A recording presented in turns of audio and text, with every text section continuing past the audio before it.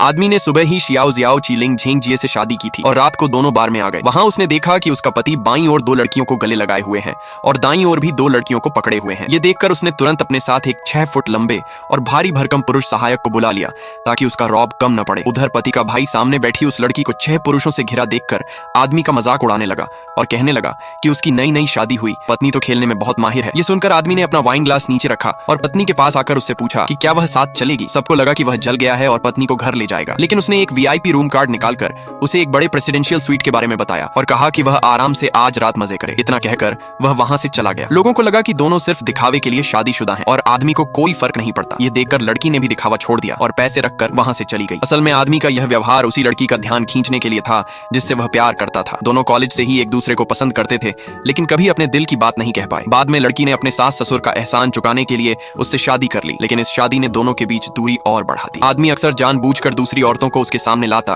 ताकि उसका ध्यान खींच सके, जबकि लड़की भी दिखावा करती कि उसे फर्क नहीं पड़ता और उसी तरह उसे जलाने की कोशिश करती। एक रात जब आदमी देर से घर आया तो सास ने उसे समझाया कि लड़की अच्छी है और उसे दुखी मत करो। वह हंस पड़ा और बताने ही वाला था कि लड़की ने भी पिछली रात कई लोगों को बुलाया था, लेकिन लड़की ने उसे रोक दिया और सास के सामने अपनी छवि बनाए रखने के लिए कहा कि वह ऑपरेशन थिएटर में काम कर रही थी। सास ने दोनों के रिश्ते को सुधारने के लिए उन्हें एक साथ पुराने घर में रुकने को कहा। सोने से पहले लड़की ने बिस्तर के बीच में एक लाइन खींच दी और चेतावनी दी कि अगर उसने सीमा पार की तो वह उसे बख्शेगी नहीं। रात में अचानक दोनों को अजीब गर्मी महसूस होने लगी क्योंकि सास ने उनके खाने में कुछ मिला दिया था ताकि वे करीब आ सकें। जब वे खुद को रोक नहीं पा रहे थे तभी आदमी का फोन बज गया और वह एक कॉल आने पर तुरंत वहां से चला गया। लड़की को इससे बहुत ठेस पहुंची, लेकिन उसे यह नहीं पता था कि आदमी वास्तव में किसी और से मिलने नहीं गया। उसने साफ कहा कि वह शादीशुदा है और देर रात इस तरह संपर्क करना ठीक नहीं है और फिर वहां से चला गया क्योंकि वह खुद पर नियंत्रण खोने से डर रहा था। अगले दिन सास को लगा कि गलती आदमी की थी, इसलिए वह लड़की को मॉल ले गई और कहा कि वह जो चाहे खरीद सकती है। लड़की ने मजाक में कहा कि उसके पास एक ही गर्दन है और वह इतने गहने नहीं पहन सकती।